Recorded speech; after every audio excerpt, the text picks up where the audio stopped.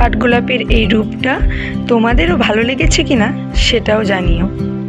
আমি এই কাঠগোলাপটি তৈরির জন্য ক্লে এবং এক্রিলিক কালার ব্যবহার করেছি, আর একটু ভালোবাসা আর একটু সৌন্দর্য, যা প্রকৃতির এই সৌন্দর্য ব্যবহার করে তৈরি হয়েছে।